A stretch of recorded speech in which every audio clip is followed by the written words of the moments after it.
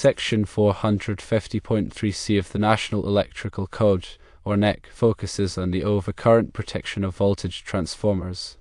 To understand this section, it's crucial to differentiate between various types of transformers and their applications. The transformers referenced in 450.3c are specifically those used to step down voltage for control circuits.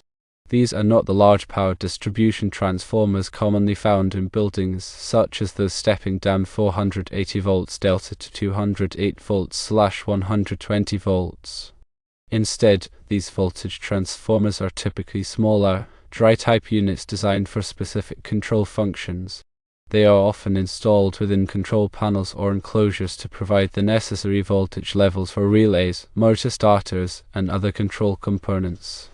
The key reason 450.3c explicitly addresses voltage transformers is that their overcurrent protection is frequently overlooked. Due to their smaller size and specific application, they might not receive the same level of attention as larger power transformers. However, proper overcurrent protection is essential to prevent damage to the transformer in the event of a fault on the secondary side. The overcurrent protective device, such as a circuit breaker or fuse, must be appropriately sized to protect the transformer's windings and insulation from overheating and potential failure. Now, let's delve deeper into the characteristics of these control circuit voltage transformers. Firstly, they are generally dry-type transformers, meaning they rely on air for cooling rather than oil or other liquid coolants. This makes them suitable for indoor applications and simplifies maintenance. Secondly, their size is typically smaller compared to power distribution transformers. Their volt-ampere ratings can range from tens of volt-amperes to several hundred volt-amperes depending on the control circuit requirements. Thirdly, the primary voltage of these transformers is often the same as the building's distribution voltage, such as 480 volts or 277 volts, while the secondary voltage is stepped down to a low level, commonly 120 volts or 24 volts, suitable for control circuit devices. Now, let's consider the implications of NEC section 450.3c for these transformers. The code requires that the overcurrent protection device be sized appropriately to protect the transformer from overload and short circuits. This involves considering the transformer's volt-ampere rating, primary voltage, and secondary voltage. The specific requirements for overcurrent protection can vary depending on the transformer's impedance and the type of overcurrent device used. To determine the correct size of the overcurrent protection device, it's essential to consult the transformer's nameplate data and the relevant tables in the NEC. These tables provide guidance on the maximum allowable overcurrent protection for different types of transformers. It's also important to consider the coordination of overcurrent devices. This means ensuring that the overcurrent device protecting the transformer is coordinated with other overcurrent devices in the circuit to minimize the extent of any fault. In other words, the overcurrent device closest to the fault should trip first, preventing unnecessary interruptions to other parts of the system.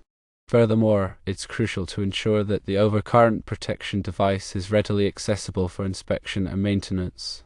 This typically means locating the device in a panel or enclosure that is easily accessible to qualified personnel. Regular inspections of the overcurrent protection device are also recommended to ensure that it is in good working order. Now let's review a simplified example. Suppose we have a 100 volt-ampere control transformer with a 480 volts primary and a 120 volt secondary. To determine the appropriate overcurrent protection for the primary side, we would first calculate the primary current. The primary current can be calculated by dividing the volt-ampere rating by the primary voltage. In this case, 100 volt-amperes divided by 480 volts equals approximately 0.21 amps. According to the NEC, the overcurrent protection device should be sized no larger than 125% of the primary current. In this case, 125% of 0.21 amps is approximately 0.26 amps.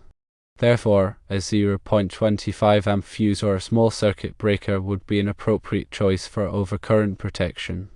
It's important to note that this is a simplified example, and the specific requirements for overcurrent protection can vary depending on the transformer's characteristics in the specific application. Consulting the NEC and the transformer's nameplate data is always recommended to ensure compliance with the code. In addition to overcurrent protection, other safety considerations are essential for control circuit voltage transformers. These include proper grounding, adequate ventilation, and protection from physical damage. Grounding helps to minimize the risk of electric shock in the event of a fault. Ventilation ensures that the transformer does not overheat, which can lead to premature failure. Protection from physical damage prevents damage to the transformer's windings and insulation. Moreover, it's also important to consider the ambient temperature in the location where the transformer is installed. High ambient temperatures can reduce the transformer's capacity, so it's essential to dirt the transformer accordingly. Dirting involves reducing the transformer's volt-ampere rating to account for the higher ambient temperature. This helps to prevent the transformer from overheating and ensures its reliable operation. In addition to the NEC, other standards and regulations may apply to control circuit voltage transformers. These include standards from organizations such as Underwriters Laboratories, or UL, and the National Electrical Manufacturers Association, or NEMA. These standards provide guidance on the design, testing, and performance of transformers. Compliance with these standards helps to ensure the safety and reliability of the transformer. It's also important to consider the environmental impact of control circuit voltage transformers. Transformers can contribute to energy consumption, so it's essential to choose energy-efficient transformers whenever possible. Energy-efficient transformers use less energy to operate, which can save money on electricity bills and reduce greenhouse gas emissions. In summary, NEC Section 450.3c focuses on the overcurrent protection of voltage transformers used for control circuits. These transformers are typically small, dry-type units that are installed in control panels or enclosures. Proper overcurrent protection is essential to prevent damage to the transformer in the event of a fault. The overcurrent protection device must be sized appropriately to protect the transformer's windings and insulation. In addition to overcurrent protection, other safety considerations are essential, including proper grounding, adequate ventilation, and protection from physical damage.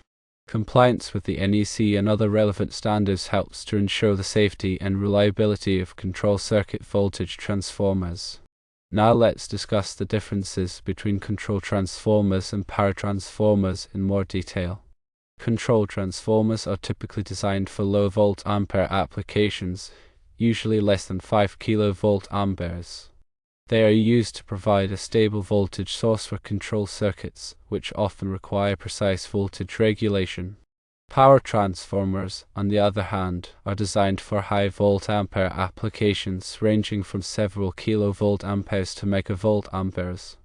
They are used to step up or step down voltage for power distribution systems. Another key difference is the insulation system. Control transformers often use Class A or Class B insulation, which is suitable for lower operating temperatures. Power transformers typically use Class F or Class H insulation, which can withstand higher operating temperatures. The core material also differs between control transformers and power transformers. Control transformers often use laminated steel cores, which are cost-effective and provide good performance for low volt-ampere applications. Power transformers typically use grain-oriented silicon steel cores, which offer higher efficiency and lower losses for high volt-ampere applications. The cooling method also differs. Control transformers often rely on natural convection for cooling, as they generate relatively little heat. Power transformers typically use forced air cooling or oil immersion cooling to dissipate the large amounts of heat they generate. Finally, the impedance of control transformers is typically higher than that of power transformers. This higher impedance helps to limit the fault current in control circuits, protecting the control components from damage.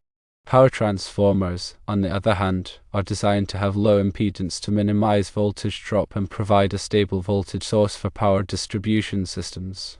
To further clarify the application of 450.3c, consider a scenario where a manufacturing facility uses numerous motor control centers, or MCCs, to operate various pieces of equipment. Each MCC might contain several control transformers to provide the necessary 120 volts control power for the motor starters, relays, and other control devices within the MCC. These control transformers would fall under the purview of 450.3c, and each one would require appropriate overcurrent protection. Without proper overcurrent protection, a fault in the control circuit could cause the transformer to overheat and potentially fail, leading to downtime and costly repairs. The overcurrent protection device, typically a fuse or a circuit breaker, would interrupt the circuit in the event of a fault, protecting the transformer from damage and preventing a potential fire hazard. Now, let's consider the case of a larger power transformer used to step down the incoming high voltage from the utility company to a lower voltage suitable for distribution within the building. This power transformer would not fall under the scope of 450.3c, as it is not a control circuit transformer.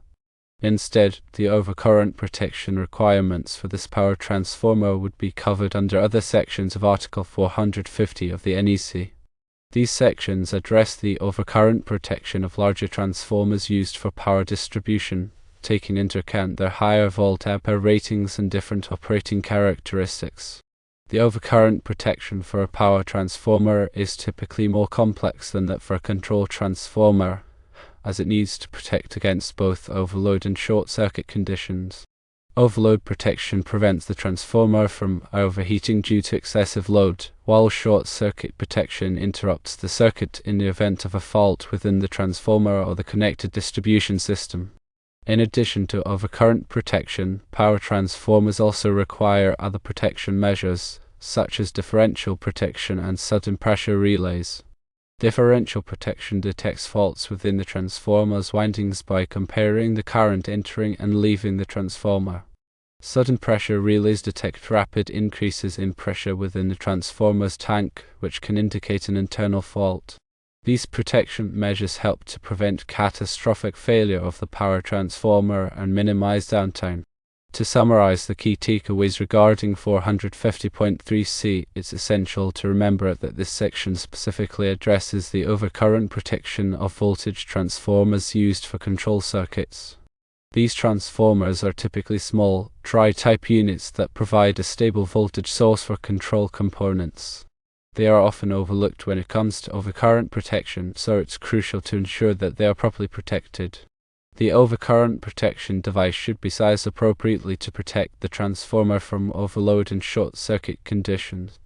Consulting the NEC and the transformer's nameplate data is always recommended to ensure compliance with the code.